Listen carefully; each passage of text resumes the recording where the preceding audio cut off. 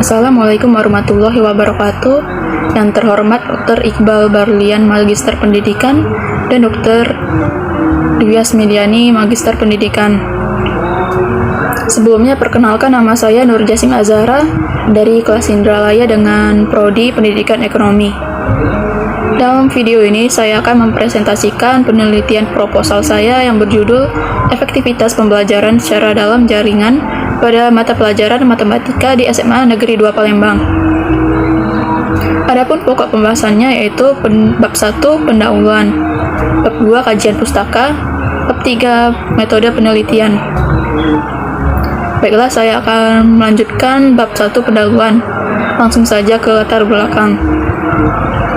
Permasalahan dimulai ketika wabah COVID-19 tersebar di seluruh dunia, termasuk Indonesia, yang mengakibatkan pemerintah menyerukan perubahan pembelajaran yang dari sekolah menjadi pembelajaran dari rumah.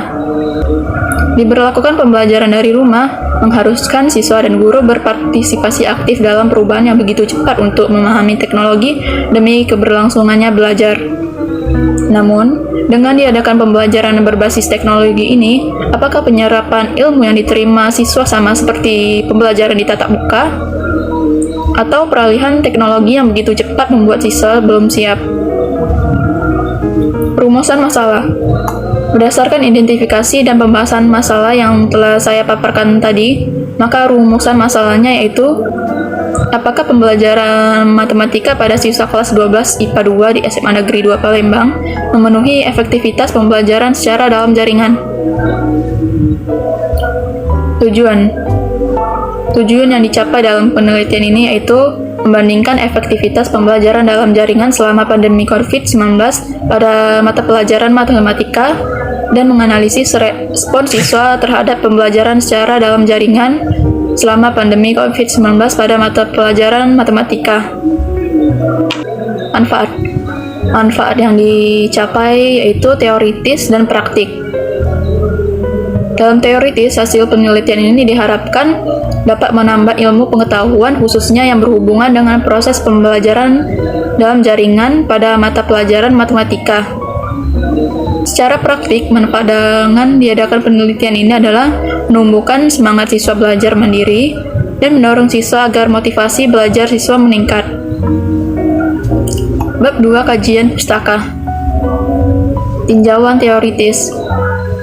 Efektivitas adalah rencana pembelajaran yang berjalan dengan baik bila memenuhi standar indikator ketetapan materi, ketetapan penggunaan media pembelajaran daring, penerimaan penyampaian materi, dan ketercapaian hasil belajar dengan waktu yang disediakan.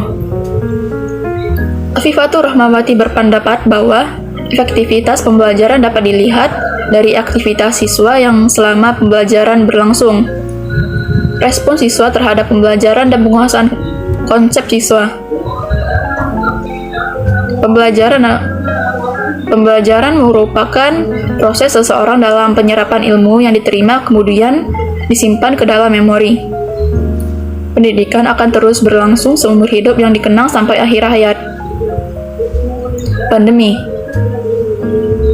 Pandemi adalah penyakit yang penyebarannya secara cepat dengan jangkauan yang luas.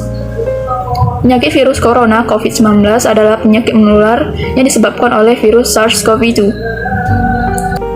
Salah satu solusi untuk mencegah naiknya angka penularan COVID-19 adalah dengan membatasi interaksi sosial dengan orang luas. Penelitian terdahulu.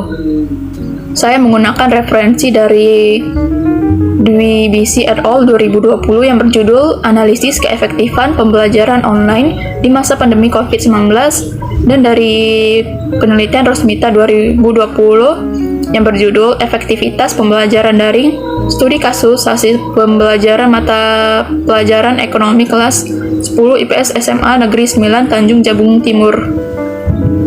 Hipotesis. Berdasarkan uraian tadi, maka hasil sementara penelitian ini yaitu pembelajaran secara dalam jaringan pada mata pelajaran matematika siswa kelas 12 IPA 2 di SMA Negeri 2 Palembang berjalan dengan baik. Bab 3 metode penelitian. Jenis penelitian. Jenis penelitian yang akan digunakan yaitu penelitian kuantitatif, yang berarti hasil data yang diterima dari responden akan dikelola kembali menggunakan perhitungan. Populasi sampel. Populasi ialah keseluruhan data responden yang diteliti. Sampel merupakan sebagian dari data populasi yang dianggap mewakili seluruh populasi. Populasi dari penelitian ini berada di SMA Negeri 2 Palembang, tepatnya sampel yang dipilih berada di kelas 12 IPA 2. Paradigma. Paradigma merupakan konsep yang berhubungan satu sama lain secara logis dan membentuk sebuah kerangka pemikiran yang berfungsi menafsirkan masalah yang dihadapi. Paradigma yang terkandung dalam penelitian ini menggunakan paradigma sederhana.